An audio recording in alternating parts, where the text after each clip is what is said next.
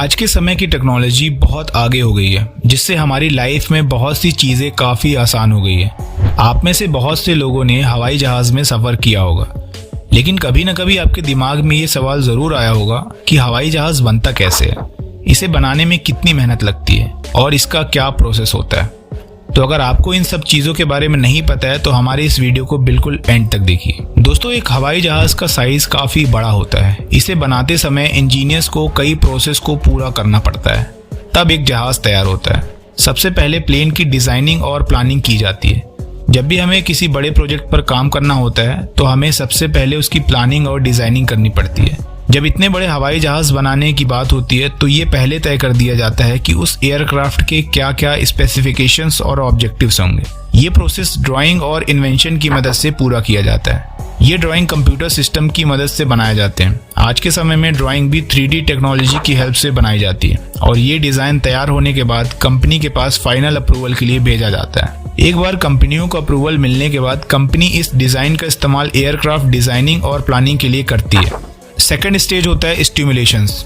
इस प्रोसेस में एयरक्राफ्ट को एक्टिव करने का काम किया जाता है। इस काम में भी कंप्यूटर्स की मदद ली जाती है, जिससे एयरप्लेन की प्राइमरी सिमुलेशन किया जा सके। इसके बाद इसी के बेस पर हवाई जहाज के कुछ पार्ट्स को बनाया जाता है, जो छोटे छोटे होते हैं, जिन्हें विंडेड टनल में टेस्ट किया जाता है।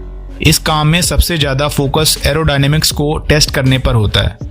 दोस्तों, यहाँ पर हम आपको बता दें कि एरोडायनेमिक का मतलब होता है वायु गति, मतलब हवा के अनुसार अपने शरीर को ढालने की एबिलिटी की डायनेमिक्स को एरोडायनेमिक्स कहते हैं। हवाई जहाज को उड़ाने में सबसे ज्यादा इंपॉर्टेंट एरोडायनेमिक का होता है। अगर एरोडायनेमिक्स ठीक नहीं है तो प्लेन हवा में उड़ नहीं पाएगा। इस सिमुलेशन के प्रोसेस में 3 या 4 साल का समय लगता है। इसके बाद आता है कंस्ट्रक्शन। इस स्टेज में हवाई जहाज को बनाया जाता है, इसलिए इस प्रोसेस में होने वाले सभी काम को दुनिया भर के कुछ खास इंजीनियर्स ही करते हैं, क्योंकि हवाई जहाज को बनाने का काम इसी स्टेज से शुरू होता है।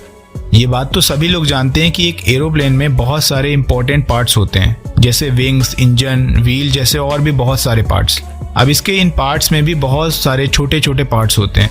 इन सभी पार्ट्स को एक एक करके बनाया जाता है। उसके बाद सबको एक साथ जोड़ दिया जाता है। इन सभी पार्ट्स को जोड़ने में वेल्डिंग प्रोसेस का यूज़ किया जाता है और इसे सेफ रेगुलेशंस में मेंटेन करनी पड़ती है, जिन्हें national aerospace and defence contractors programme द्वारा सेट किया जाता है। ये वही फॉर्म है जिनके द्वारा तय किए गए स्टैंडर्ड्स के हिसाब से एयरक्राफ्ट के हजारों पार्ट्स को आपस में जोड़कर असेंबल किया जाता है। दुनिया में ऐसी बहुत कम कंपनीज हैं जो बड़े पैमाने पर एयरक्राफ्ट का प्रोडक्शन करती हैं। कभी कभी एरोप्लेन के अलग अलग पार्ट्स को दुनिया के अलग अलग देशों से मंगाना पड़ता है। अब नेक्स्ट स्टेप असेंबली होता है। ये सबसे इम्पोर्टेंट और लास्ट स्टेज होता है। इस स्टेज में सबसे पहले ये देखा जाता है कि जो अलग अलग पार्ट्स बनाए जा रहे थे वो सही से काम कर रहे हैं कि नहीं। इन पार्ट्स को टेस्ट किया जाता है कि कहीं कोई खराबी तो नहीं है। सभी पार्ट्स को चेक करने के बाद इसे मेन मैन्युफैक्चरिंग प्लांट में भेजा जाता है, जहां पर मेन प्रोडक्शन जनरेट होता है। इसके सभी पार्ट्स असेंबल होने के लिए रेडी रहते हैं, जिनसे एरोप्लेन बनाया जाता है।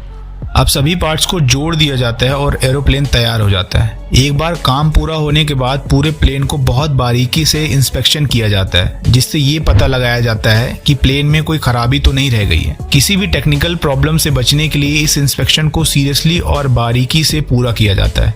एक बार जब इंस्पेक्टर्स अपनी अप्रूवल दे देते हैं कि प्लेन सही से काम कर रहा है, इसमें कोई प्रॉब्लम नहीं है, तो उसके बाद इस प्लेन को सीरीज ऑफ फ्लाइट्स में टेस्ट किया जाता है, जिससे ये पता किया जा सके कि इसमें जो फंक्शन इंस्टॉल किए गए हैं वो सही से काम कर रहे हैं। ये सब काम पूरा होने के बाद इसे पेंट किया जाता है और अगर इंटीरियर में कोई कॉस्मेटिक वर्क छूट जाता है तो उसे भी इसी समय पूरा कर लिया जाता है। अलग अलग कंपनियां कई बार अपने प्लेन में इंटीरियर का कुछ अलग काम करवाती हैं। इन सभी कामों के पूरा होने के बाद आपका प्लेन पूरी तरह तैयार हो जाता है। सो दोस्तों, उम्मीद करता हूँ कि अब आपको सारी जानकारी अच्छे से पता चल गई होगी। इससे रिलेटेड आपको कुछ भी पूछना है तो आप कमेंट कर सकते हैं। वीडियो देखने के लिए बहुत बहुत धन्यवाद।